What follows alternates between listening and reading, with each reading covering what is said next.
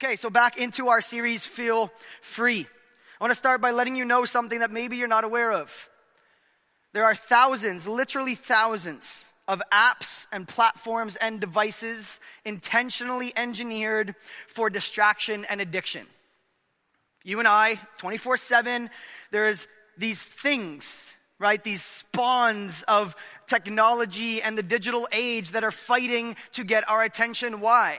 Well, because if these apps and platforms can get our attention, they also get our money. They end up getting our livelihood, and that's what they want. That's what good marketing does. But this, for us, is a new normal. It's a new normal in our digital age. It's a new normal to see what economists are actually calling an attention economy, that we live in an attention economy, that everything is really about attention. Advertisements and marketing firms are built around this. Microsoft, the great technological giant, did a survey of young adults recently and asked the question, when there is nothing going on, how many of you reach for your phone? And 77% of young adults said, me, I do. So there's something that it's not just, well, let's just kind of like razz on the digital age and talk about all the cons. There's lots of pros that come out of this for sure, but we cannot deny that we live in a digital age, and it is very different for us than the pre-digital age that we are coming from. Every year our attention span decreases, which is discouraging for someone like me, who stands up here and pours out a lot of time and energy to you, and realizing only that you probably have a 9-second attention span, that we are now currently tied with goldfish. Some of you have already checked out and started to think about what's going on tomorrow. It just is a reality. We live in this age where attention and distraction are so rampant and we barely notice. But this hasn't always been the case. This is a phenomenon. It really is. And it's actually a modern phenomenon. Since 2007, the invention of the iPhone, the smartphone, everything changed. It quite literally changed everything. How we process information, how we go about our daily lives. We now have this appendage, this smartphone that really does. It is the central control headquarters of everything we do day to day. John Mark Comer, in his book, The Ruthless Elimination of Hurry, which I've quoted a few times throughout this series, he points out this crazy phenomenon before 2007 called boredom. Some of you remember it. Some of you are too young to even know what that means. Boredom was one of those things that you would be standing in the line at the grocery store or Starbucks, and you'd stand there. Like you would look at stuff. God forbid, you would look at people. Right? Boredom allowed us to get together with friends and build forts instead of sitting alone playing Fortnite. Right? Boredom allows us to be on the metro or in our commute and make eye contact with people. Like actually we look at them. It's amazing. We just don't do this anymore. Boredom also allows us to go on walks and to take in kind of the cityscapes or the landscapes using our eyeballs, right? These things instead of our phones. But the digital age has changed everything. There is no denying it.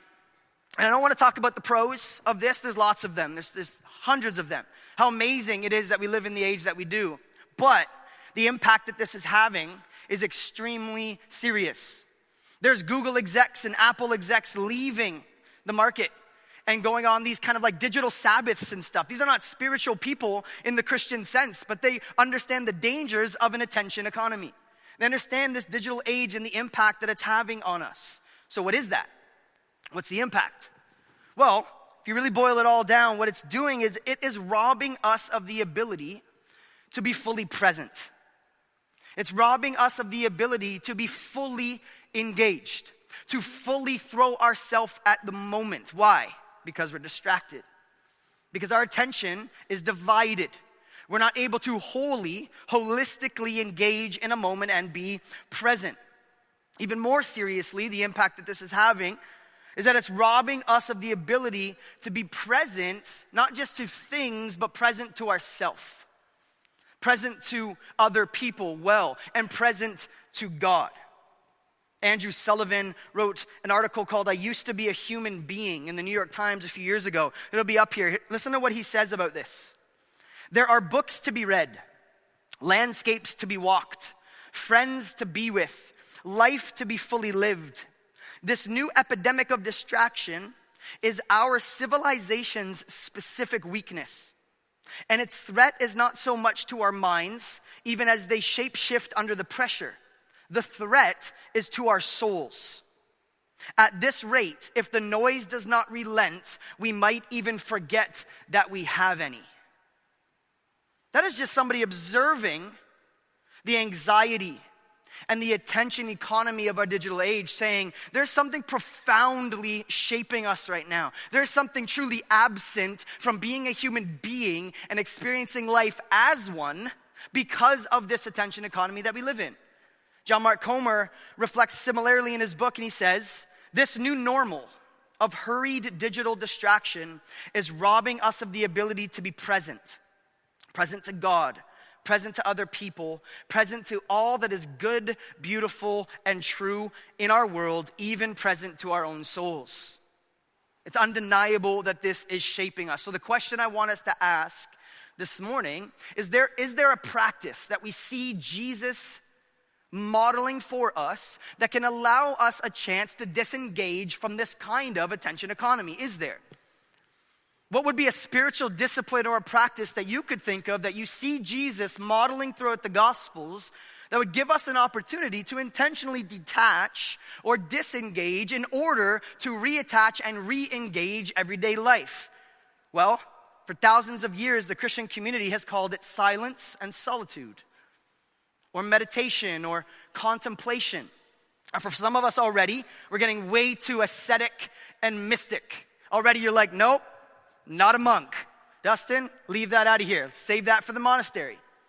But like we talked about last week, if we are going to be a kingdom people living with a different ethos in a culture that is run by hurry and fast pace and distraction, we must look at the practices of Jesus. And for us as a church, you hear me say this all the time. For so often in the West, we have only thought of discipleship as information. If you believe the right things, if you have the right doctrine, if you can quote the right verses. But we can be full of the right doctrine and have no idea how to practice life as an apprentice of Jesus. When Jesus says, follow me, he doesn't just say, come and believe me. He says, follow how I live. Next week, we're going to finish this series and look at how we do that. How do we actually do that well?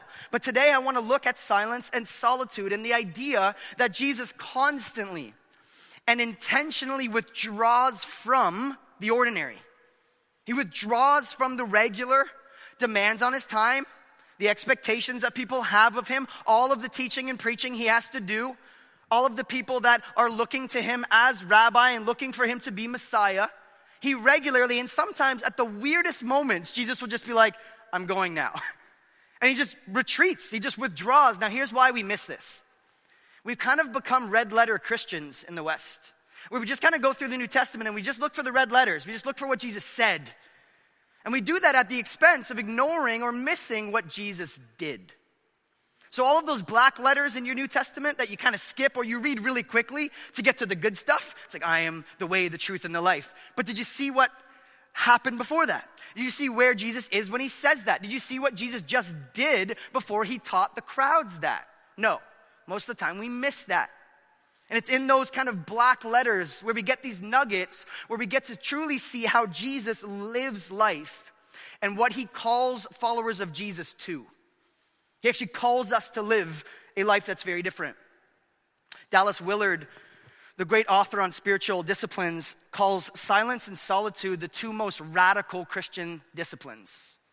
Not prayer, not intercession, not spiritual gifts, not worship, not celebration, not community, but silence and solitude. Why? Why? Because all of those other things are affected by our ability to prioritize silence and solitude.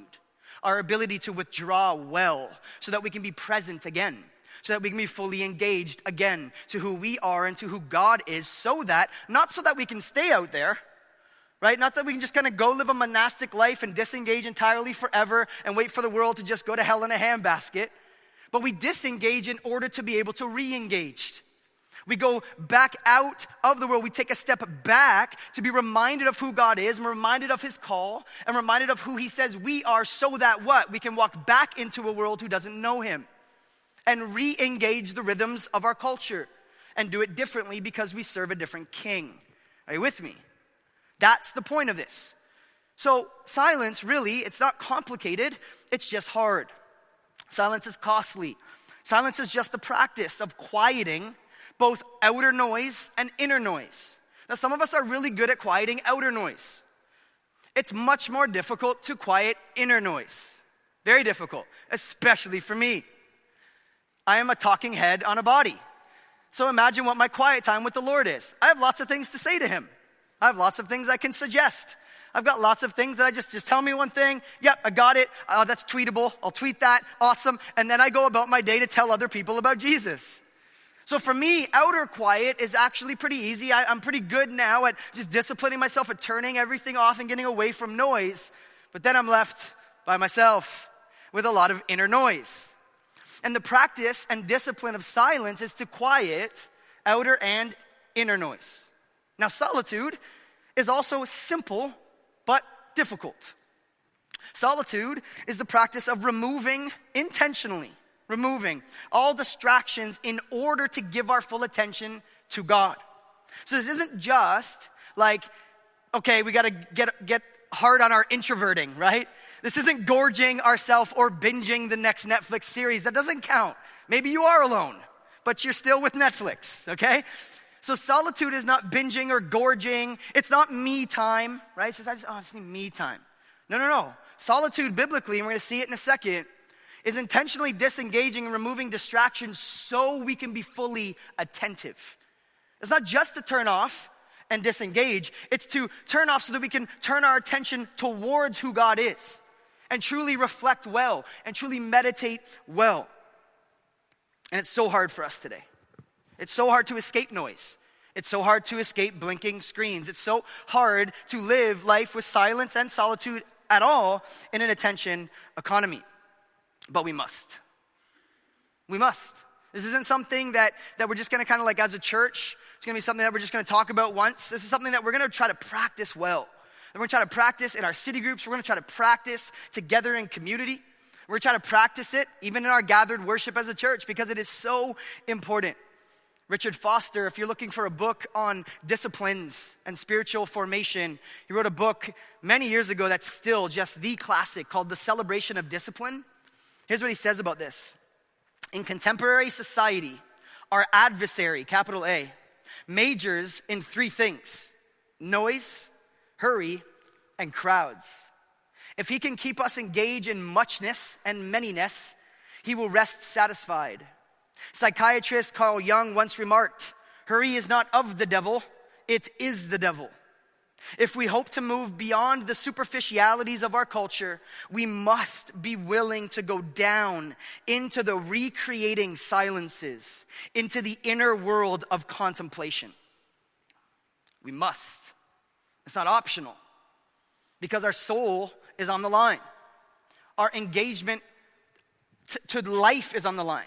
Our ability to respond to Jesus' invitation to live life to the fullest in him is on the line. So let me ask, if you think about your week, this week, don't think about like that spiritual zenith week where you maybe like you killed it. Like just like silence and solitude, me and Jesus. I was in Jesus Zen. I just, walked through life. This week, how much quiet did you get? How much silence did you get to engage? Daily, how much solitude did you experience? How much intentional time alone with your thoughts did you have? And right away, the excuses start flowing out. Anybody with me? No, just me. Okay, all right. Okay, the excuses just start going, but I'm a parent, but I'm a mom, but I'm a dad, but I'm busy, but I'm a student, but I work, I had overtime, right? Like trust me, they just flow. But that's why this is intentional. Because if we just kind of get swept with the current trend of our culture, we won't have this unless we fight for it. This is an upstream thing. We have to turn around intentionally and actually swim upstream, or else we will just be carried downstream by our cultural water. It just will happen. So think about your week for a second. And don't go to gorging and binging. That doesn't count. You need to repent probably, right? The amount of time wasted also is what's at stake because these things draw our attention. It takes our time and energy. How much time did you intentionally detach from the regular demands of your life this week? If you're like me, the answer is probably not a lot. But my question, and this is a serious thing that I've been reflecting on, and I've seen it come up over and over and over again through my life as a follower of Jesus. Could it be, church, that God speaks louder and is more present in the quiet than we think?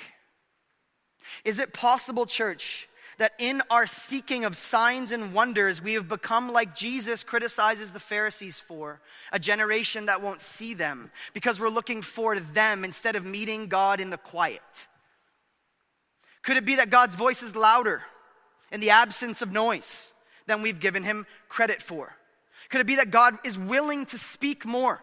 He's willing to illuminate his word and apply it to our hearts more if we would discipline ourselves for silence and solitude. I think the answer is yes. And it is no wonder why Jesus does this all the time. Family, it's everywhere. Like, this is not just, I had to cut stuff because this sermon would be 4 hours. Right now at this rate, it's still gonna be 3. But Jesus does it all the time. Now Jesus, we're talking about Jesus. Imagine the pressures to perform. Imagine the pressures as God in flesh to heal one more person, to preach one more sermon, to go visit one more broken person. Imagine the pressure. Yet he intentionally does it all the time. And the disciples are baffled. The disciples are just like, no, but we gotta, there's more, they're looking for you. They want more. And Jesus is like, I'm gonna get in a boat now and I'm gonna go to a quiet place, right? It's very strange when it happens, but it's in the black letters. It's in the black letters of the Gospels. I'm going to share a few examples. Matthew 4:1. Jesus comes out of baptism, straight out of the baptismal tank or the baptismal river, ready to start his public ministry. And what does it say? Right away. You think Jesus is going to start his first service, have his first worship night, preach his first sermon. Then Jesus was led by the Spirit into the wilderness to be tempted there by the devil. Has that ever struck you as strange? That the first thing Jesus does as he engages his public ministry is disengage. The first thing he does before he goes and speaks to people is he retreats to the wilderness, to the desert, to a place of solitude. Why? Because that is the place of strength. That is the place of strength for Jesus. And he goes there often. Another example, Mark 1:35-38. The disciples don't know where Jesus went. I love those stories. When they wake up and Jesus is gone, they're like, oh, rapture? Nah, probably not, right? And they go looking for him. Before daybreak the next morning, early in the morning. It's convicting for everything I said last week about the 4:30 a.m. Christians with Instagram. But anyway, before daybreak the next morning, Jesus got up and went to an isolated place. It's the same Greek word. I'll tell you about it in a second. To pray. Later, Simon, Peter, and the others went out to find him. And when they found him, they said, everyone is looking for you. But Jesus replied, we must go on to other towns as well, and I will preach to them too. That is why I came. Amazing. That Jesus, even in the demands and the pressure for more people to want to hear from him and see him, he intentionally disengages and move on. And last example, Mark 6. The disciples get back from an awesome short-term missions trip, if you remember it. They come back, they're all hopped up on Jesus juice, they're really excited. They're like, hey, we're healing, demons were getting cast out, this is amazing. Jesus, we just can't believe it. Let's do more of this. People got saved, should have seen how many people were at our church. It was just amazing. What does Jesus say? What's his answer? The apostles returned to Jesus from their ministry tour and told him all that they had done and taught. And Jesus said, let's go off by ourselves to a quiet place and rest. He said this because there were so many people coming and going that Jesus and his apostles didn't even have time to eat. Now, what is going on here? Well, the same Greek word is used every time you see that in your Bible, whether it's wilderness or desert or solitude or quiet place. The word is eremos. Say eremos. There you go. Pull that one out at a cocktail party. Everyone will think you're very smart. But eremos means desert or unpopulated or quiet or kind of my favorite, the still. It means the still. Now for us in an urban context, or at least a suburban context, it's hard to imagine still until you get off of the island and you drive north a couple hours. or south a couple hours, or don't go west, east a couple hours, right? There's a stillness. There's a quiet. Something changes when you get out of this environment, the overpopulation, the overabundance of noise and movement. And Jesus intentionally practiced withdrawing and pulling away to a quiet place. He detached from the ordinary noise and demands of people and expectations in order to do what? Not just to introvert, but to focus on what truly is important. I'm going to share quickly a few more examples for you because I really think it's important to see it. They're not going to be up here. I'm just going to rapid fire tell you a few, okay? Luke 5:15 says, quote, Jesus often withdrew to lonely places and prayed. Often. This is just an observation that the gospel biographers are making, saying Jesus did this a lot. It wasn't just twice he did it. It wasn't just the Garden of Gethsemane that he does this. But Jesus did this often. It was a practice that the disciples saw him doing, and Jesus invited them to participate. In Luke 6, one chapter later, before choosing Jesus' 12 disciples, he spends the night alone in the Eremos to pray. In Matthew 14, when Jesus hears of John the Baptist's death, Jesus, quote, withdrew from there in a boat to a lonely place. I just love the scene. I love the picture of Jesus being alone in a boat. Fully God, fully man, fully in control, but fully free. Fully free to be whole.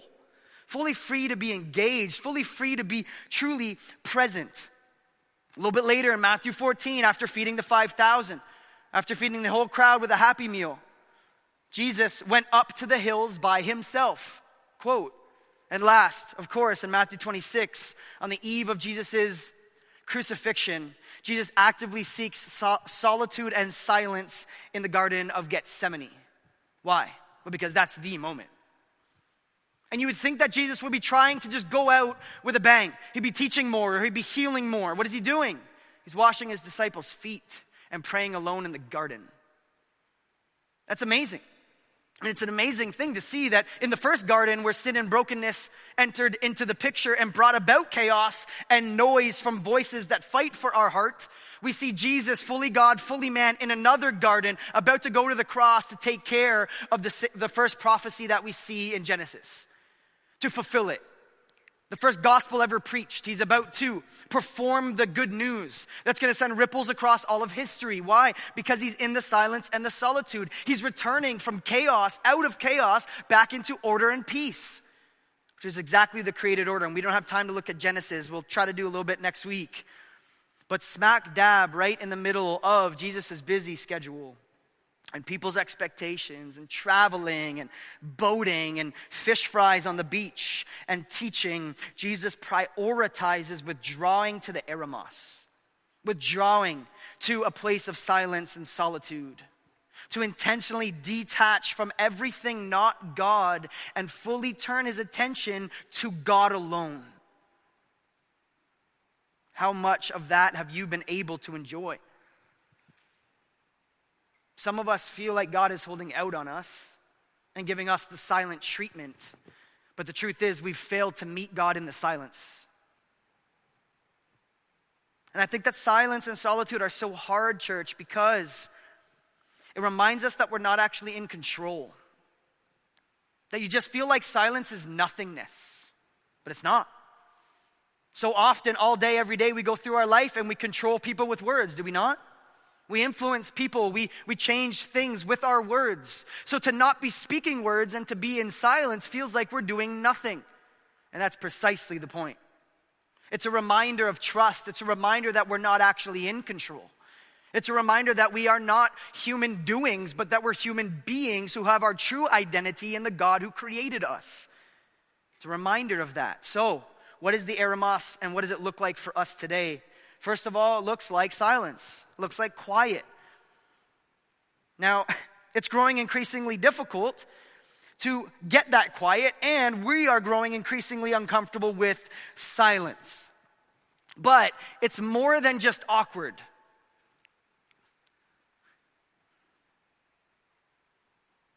Oh yeah. Yeah, some of you already were like, nope, no, not today. Not today, Satan, not any day. Okay, the silence is more than just awkward though, it's frightening. It can be unknown. There's something about going into the quiet that allows us to just wells up in us. We'll do anything to avoid it. Anything at all, right? The only time I get peace and quiet is literally in the shower. That's where my best prayers happen. So I'm naked and unashamed before the Lord, right? It's amazing.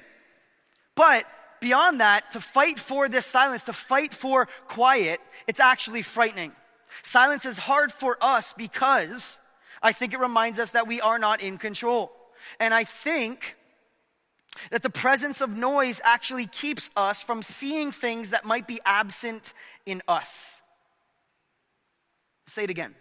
The presence of noise actually keeps us from seeing things that might be absent and in us. It draws our eyes, it draws our ears, it draws our heart and mind to things that are missing in you and I. It does. Silence is very convicting because all of a sudden, emotions rush in. The emotions that I have been avoiding all day by doing stuff, by talking, by just being productive. When I get time in the quiet, when I get time in silence, guess what rushes out? All of those. All of the fears, all of the hurts, but also all of the good things. I get to celebrate moments again. I get to think about who I appreciate. I get to just think about the worth and value and love of God. But if we don't intentionally do that, I think what's at stake is the presence of God. I know that's a bold thing to say, but I think if we do not prioritize absence of noise, what is at stake is the presence of God in our life. It is. There's several biblical examples of this. I'll give you a couple. But the biblical connection is so important between the absence of noise and the presence of God. Psalm 37:7. Be still before the Lord and wait patiently for him. Psalm 46:10, be still. Doesn't that sound very eremosy? A stillness, a quiet, just a being still. Removing all distractions, removing all noise. Be still and know that I am God.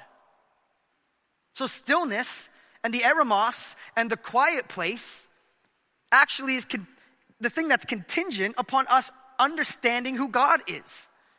For some of us, we don't know who God is because we haven't met him in the quiet. We haven't met him in the silence. Psalm 62:5, for God alone, O my soul, wait in silence, for my hope is from him. And last, Lamentations 3:26, it's good to wait quietly for the salvation of the Lord. The quiet reminds us that we're not a good savior. The quiet reminds us that we're not good gods of our life, that we're not good masters of our destiny. Reminds us that we are not God and we shouldn't be. And it gives us a moment, just a moment, to be confronted with the reality that we're not. That we're not, and that God is. Practicing these times of internal and external quiet allows us to resist the constant noise and flickering of things demanding our attention. Why? So that we can hear God. Now, for some of us Reformed folks, get very uncomfortable with this because, well, Father, Son, and Holy Bible. God doesn't speak like that. He's done. But I would say, with our Bibles open and meeting God in the quiet place, I think that we would actually have God illuminate our hearts and minds to what he is saying more than we are today. And we wouldn't be so defensive about the quiet. We wouldn't be so defensive and reactive to the idea that God may actually want to speak to you and I in the eremos. That he may actually want to draw our minds and our hearts and our eyes to things that we have missed in the busyness of our day. And maybe that's why we're not hearing God and seeing God at work as much as we could. Now, C.S. Lewis, in the Screwtape Letters, if you don't know that, it's an allegorical book that C.S. Lewis writes about an uncle demon writing to a nephew demon on how to influence humanity. And he calls their work the kingdom of noise. Calls it the kingdom of noise. And he says, quote, we will make the whole universe a noise in the end. That's frightening. When in the pre-digital age, C.S. Lewis recognized that there was something we were moving into. There was a season of human history that we were moving into that perhaps the enemy was not going to use all of the things that we think he'd use, but that he would just use noise enough to draw our attention away from the only God we should be worshiping. Imagine. If you looked at your week and you considered and just for a second thought that maybe the enemy's primary work in your life is noise and busyness, I guarantee you would see things differently. I see it all the time. My worst moments, my worst thoughts, my worst responses to stress are because of noise and distraction and hurry. And the quiet place allows us to be invited to see who we truly are. So if the enemy keeps us from that and keeps noise and doesn't allow us to enter the eremos, he will just keep us from becoming who we truly are. Keep us from understanding our identity. That just as Jesus comes out of baptism and goes right into the quiet place, Jesus' identity is given. He is beloved before he does anything. And when you and I understand that we are loved right where we are, but we're loved by a God who won't leave us where we are, everything will change. Our city would change. There would be renewal like we would not be able to imagine. But we don't know who we are. And I think that New York Times article, I used to be a human being, when I used to be a human being, I think that's so profound that we're actually losing our ability to be human and to see who we truly are. Silence allows our mind and heart to be drawn to what is true. It allows us to hear well and feel well, but often we use external noise to drown out internal noise. So just a heart check for a second. How do you feel about silence now? How do you feel about quiet? For some of you, you long for it. And you're really good at this. Like you're just good. Like you're really good at finding those times. And even if they're brief, even if they're brief moments, some of you are really good for it because you long for it and you are an animal without it. You're just awful to be around and you know it. Others of us, we do everything we can to avoid it. We're afraid of the quiet place. We're afraid of just being me and God. Why? Because there's no one else to pretend with anymore. You're afraid that when you get into the quiet place, the relationship that you portray out here that you have with God might not be true in here. You're afraid that your hypocrisy and your pretending might be revealed. You're afraid that when you get alone with him, he might say something. He might challenge you on something. He might convict you of sin. Or he might encourage and remind you who you truly are and change everything. And that is the importance of the eremos. It draws our attention to something that needs to change because of who we are. I think my favorite story in the Bible, though, about this is the prophet Elijah. And really quickly, we can't go in detail into this.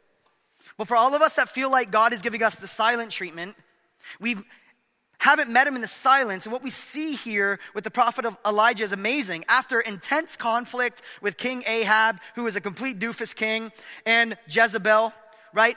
God uses Elijah to do crazy things, amazing things, like crazy miracles. It's just incredible to see what God does to this man. And out of that, after kind of just wrecking the prophets of Baal, out of that, Elijah is sitting and he prays a prayer, and essentially it's a suicide note. Essentially, it's just take my life. I can't do this anymore.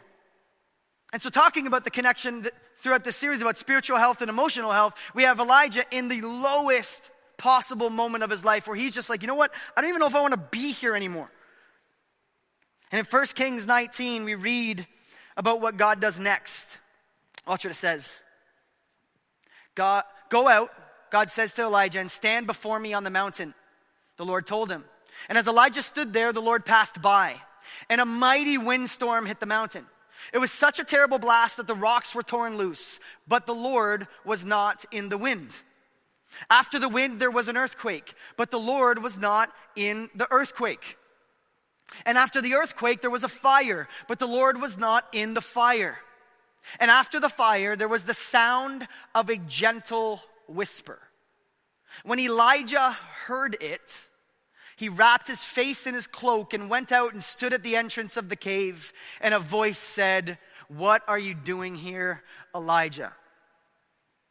It's amazing because the Hebrew of that still small voice, some of you have a whisper or the sound of a sheer hush.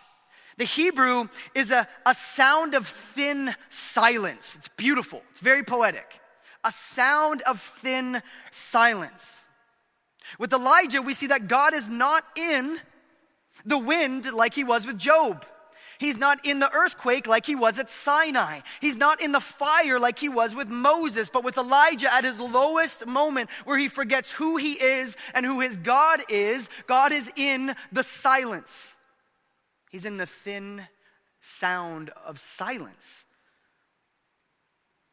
That is profound. Could it be that God speaks louder in the quiet than we've thought? Will we see more of him and our affections grow for him? Would we hear him speak through his word more? Would we engage in community differently? Would we live our lives daily differently and radically if we practiced quiet? I think Jesus would say yes. I think Elijah would say yes. And what's amazing about this story is that the rhetorical question of what are you doing here, Elijah, it's not because God forgot, right? Anytime God asks a question, it's not because he's looking for information, just as a general rule. What he is doing, though, is he's asking a question of Elijah to remind him of his purpose. It's to remind him of who he is. The question isn't, give me information. The question is, you need to be reminded of who you are. You need to be reminded of who I am. And where does he meet God in that? In the silence. In the still. In the eremos. In the quiet place. And second, solitude. The practice of solitude. Intentionally stepping back. Intentionally stepping out. Instead of being kind of on the ground through life, it's kind of zooming out drone style and getting a 30,000 foot up view, bird's eye view of your life. It's the practice of disengaging from people and things and demands and expectations to be intentionally with God. Now, I can't overstate this, and several teachers and Christian leaders over the years have stated this so well. So I'll just quote a couple. Henry Nouwen, great Christian writer on spiritual disciplines, writes this: "Without solitude, it is almost impossible to live a spiritual life. We do not take the spiritual life seriously if we do not set aside some time to be with God and listen to him." Blaise Pascal, the 17th century mathematician and follower of Jesus, said, "All of humanity's problems stem from man's inability to sit quietly alone in a room." That was pre-digital age. That was hundreds of years before we are now. So imagine how much harder it is to actually experience this. Okay, now the thing about solitude, though, is that solitude is not the same as lonely. Solitude is not isolation for the sake of, oh, I was alone for a bit, now I'll re-engage. Solitude isn't loneliness. Loneliness is a feeling of absence, something missing. But solitude is about presence. Solitude is about being fully present in the presence of God. Fully present and engaged in him. Fully present and reminded about who he is. Now, for us followers of Jesus, some of us were more comfortable with that. If you're not a follower of Jesus, maybe that's not even something you considered. I would just invite you, meet God in the quiet place. Get some time alone. Ask him your questions. He's not afraid of them. I bet you he's got some answers. But some of us don't want the questions answered because it would require change. It would require objects of worship in our heart to change. It would require us to make radical changes in how we deal with our life out here. Time and energy and romantic relationships and jobs and where we live and where we don't live. All of that could change if I ask God. But in the solitude, in the quiet place is where it happens. Solitude also isn't just checking out. Okay, some of you just check out. Like you're just like, that's not it either. It's not just turning off and stepping back and staying there forever.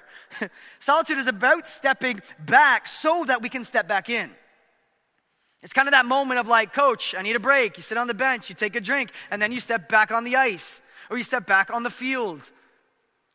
It's the ability to actually know when we need to have that solitude, that pulling away so that we can step back in. Dallas Willard writes this: solitude frees us actually. I love the comma. Punctuation is so important. Solitude frees us actually. The normal course of day-to-day human interactions locks us into patterns of feeling, thought, and action that are geared to a world set against God. Nothing but solitude. That's strong. That is strong language. Nothing but solitude can allow the development of a freedom from the ingrained behaviors that hinder our interaction into God's order. Family, all day, every day, your values, your thoughts, your beliefs, your feelings are being shaped by the stories that our culture tells. They are. You're not a blank slate. I'm not a blank slate.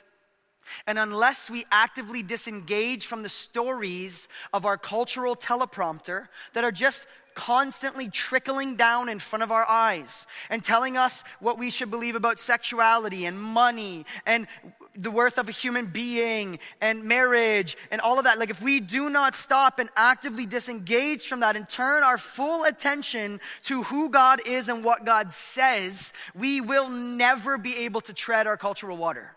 Never. And I do think that this is why the church is struggling so much in the West, because our practices and our disciplines are very little different than somebody who is not a follower of Jesus. If we look at our bank accounts and we look at our generosity and we look at our giving, we look at how Christians spend their time, we look at how Christians treat their neighbors, we look at professing Christians who engage in sexuality in a certain way or beliefs about sexuality, we are not much different. And I think it's because we have forgotten the quiet place. I think it's because we have fought for control instead of surrendering control and meeting Jesus and his power at the foot of the cross. And that following Jesus doesn't start with us winning some cultural war out here, some war for morality, as if that's ever the goal. But it's to submit to the King who is Lord over a new kingdom. One that doesn't need to bow to cultural moments. One that is going to truly last forever. One that is going to allow for the constant movement of renewal and restoration of the new heaven and new earth. Church, if we lived like that, and we met that God in the quiet place, and we silenced our mind and our heart, and we stepped away and got out of this and re-engaged it, we would do nothing less than see miracles. We would see people meeting Jesus. We would see Quebec renewed and changed. We would see revival. But it starts with us. It starts with us acknowledging this. It starts with us seeing it for what it is. It starts with us not making excuses. It starts with us not coming up with reasons why that's like a holy person's thing and not for the average follower of Jesus. So to close, I'll just say that the goal of silence and solitude, the goal of the eremos, the goal of getting to a quiet place isn't just to stop hearing and seeing distractions. The goal is hearing and seeing what matters most. It's to understand the truth. It's to understand our own emotions. It's to understand the truth about you. It's to understand the truth about God and others. It's to be reminded of key things that we forget in the hustle of daily life. So many things just slip through the cracks. The quiet place allows us to identify the stories we tell ourselves. The stories that we have built for ourselves. The stories that culture has told us, and we have just taken them carte blanche as true. The quiet place allows us to remember key milestones of our past. Remember a few weeks ago talking about our family of origin and going back in order to move forward. Some of you don't want to go there, but some of you need to go there and build altars. Remember throughout the Old Testament where something cool would happen and God would instruct Israel to build an altar? Why? Because he's telling them to remember. He's telling them to set a milestone, to put something down, to go remember who I am and remember what I did so that you don't forget me. And church, I'm telling you, God wants to remind us of who he is and who we are in him in the quiet. And we're going to close the series next week looking at that rest. Looking at this invitation into rest. Looking at this invitation into the easy yoke that Jesus wants us to come alongside him into. Jesus invites each of us into the quiet place, into silence and solitude, because I think that's where he's waiting for us. So, fittingly, I'm not going to finish this message by, now I'm going to say some more stuff to you. We're just going to take a minute. We're going to take a minute. I know we're not going to go anywhere physically, unless you do. You can go if you want.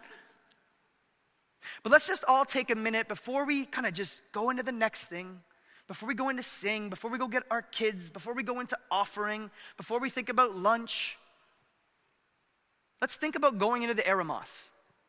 Let's go into the silence. Let's go into the quiet place. Let's go into the solitude. Let's do that together. Right? Like, this is just like individual me, Jesus. So no. This is a community of people that is being invited to meet Jesus in the quiet. Beware of a couple things. First of all, beware of how it makes you feel. Feelings can lie. We know that. We've talked about that throughout this series. Our emotions can be liars, but our emotions also can be signs and arrows pointing us to what's true. Beware of how you feel about it, how uncomfortable you are with the quiet. And secondly, beware of what you think God is actually speaking. What God is drawing your attention to. What God is asking you to remove distractions from and come to. I want this to be a time of just reflection, conviction, encouragement. But I want it to be a time for us as a community to start taking this seriously and actually do it together. Because Jesus doesn't just call us individually, he calls us into a new family, right? Okay, so let's take a minute. The band's going to come up when they're led to. And we're just going to take a minute and go into the quiet. Let's do that now.